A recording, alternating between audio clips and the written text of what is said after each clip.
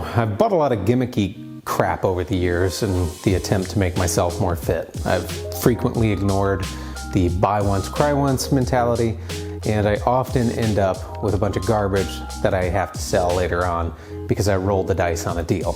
So after I flipped a bunch of gym equipment a month or two ago, I was faced with the dilemma. I really wanted some more kettlebells, but I also really wanted to have an earthquake bar. But an earthquake bar costs $300 to $400 depending on the model you get, and that's all I had to spend. Then I stumbled on this guy. This is the Rocko Barbell bamboo bar, or maybe the Dutch & Co. Rocko Barbell bamboo bar. The branding is super weird. I don't really know anything about the company. I don't really know anything about the brand.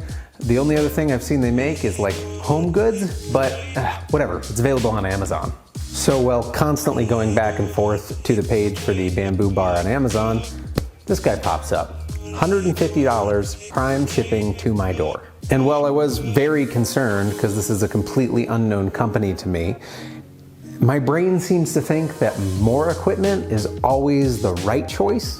I'm not mad about that. So, how does a completely unknown barbell stack up? Well, the short answer is it does everything I want it to do and everything I hoped it would do.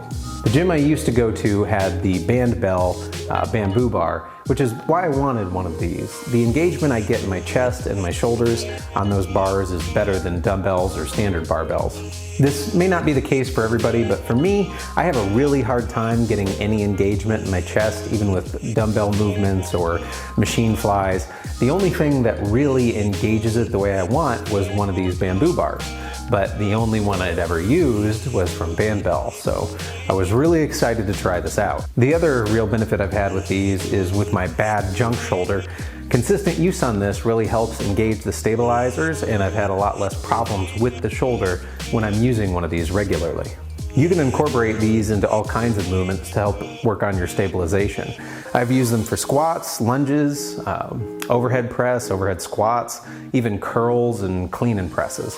It's just a great way to work on stabilization in any of those movements. When you first use one of these, I'd say load quite a bit lighter than you think you should. Otherwise, you're gonna knock your teeth out. It takes a little bit to get used to it, but once you kind of get the rhythm of the bar, you can start loading the weight back on, but be careful. I knew when I bought this, I was gonna be comparing it to kind of the gold standard of these bamboo bars. And while the feel is different, it's not that different. And I mean, for all I know, with the way these bars are made, the feel from one Bandbell to another may be as different as the feel from the Bandbell to this. This thing feels great. The whole idea or point of these bars is the shakiness or the oscillation. Basically, it's a bar that's designed to force you to fight against it to stabilize it, and this does that no problem. The most I've put on this personally so far is 150 pounds. I was benching the other day, and while I almost smashed my face, the bar held up perfectly. If you've used or seen the Bandbell bars, you'll know they have those big wooden pieces on the ends to hang the weight from.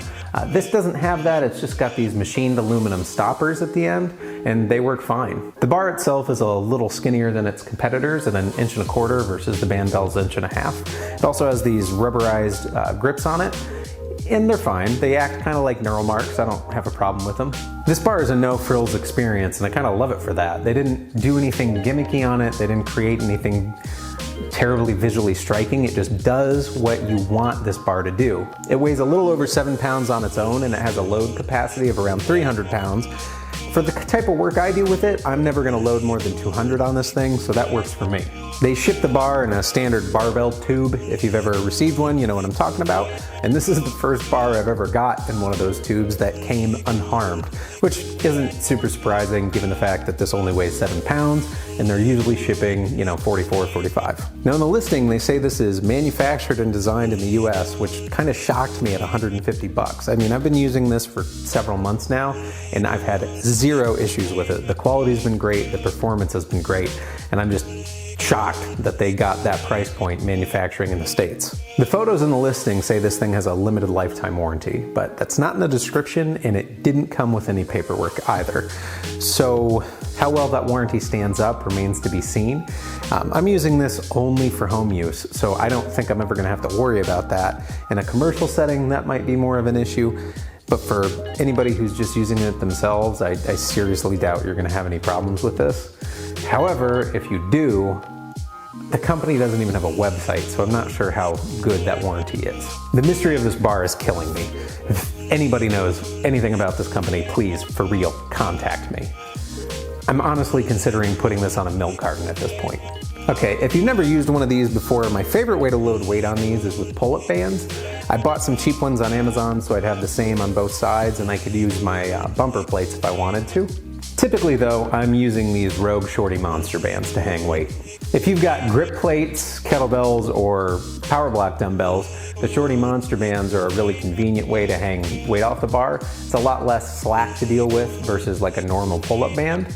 You don't have to use pull-up bands or even Shorty monster bands though. You could just hang it with, paracord, some rope, tie-down strap, whatever you have that can hang the weight. The bands are nice and I prefer to use them because they add a little bit more shake and a little bit more instability in the movement, which is what I'm going for anyway. So I like having that little bit of extra, but if you don't have any and you can't get any because of stock issues, you can strap up weight to these with whatever's lying around. If you've wanted a bamboo bar in your gym and don't want to spend $300 to $400 on it, this is a fantastic option. I think honestly for the first time when something randomly showed up in a search that I decided to roll the dice on, I'm completely happy with the purchase. I'm gonna link this below. I honestly don't know if they're still being made. I don't know if the company still exists. I'm not sure if they're gonna make more stuff like this in the future. I really hope they do, but if you want one, I'd grab one. And honestly, as society continues to deteriorate, this is gonna come in handy in a lot of ways. It's strong and flexible enough to carry water back from the creek.